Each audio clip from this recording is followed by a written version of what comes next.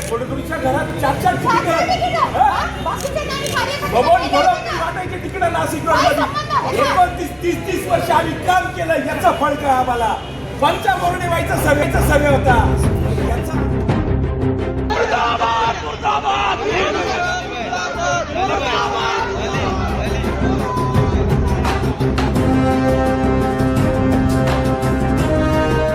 सध्या राज्यातील 29 महानगरपालिकांच्या निवडणुकीची रणधुमाळी सुरू आहे. उत्तर महाराष्ट्राच्या राजकारणाचा केंद्रबिंदू असलेल्या नाशिक महानगरपालिकेकडे संपूर्ण राज्याचं लक्ष लागलंय. नाशिक महापालिकेत एखादी सत्ता मिळवत 100 पेक्षा अधिक जागा जिंकण्याचा निर्धार भाजपने केला होता. त्यासाठी मागील काही महिन्यांपासून पक्षाची दारं सर्वांसाठी खुली करण्यात आली.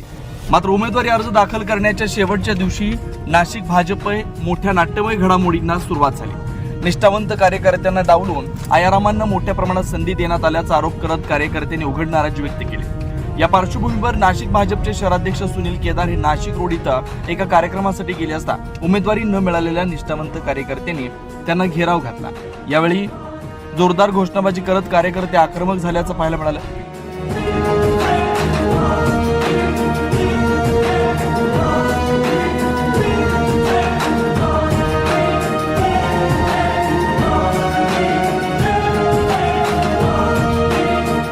गेल्या 2 दिवसांपासून नाशिक भाजपमधील अंतर्गत वाद चव्हाट्यावर येतोय.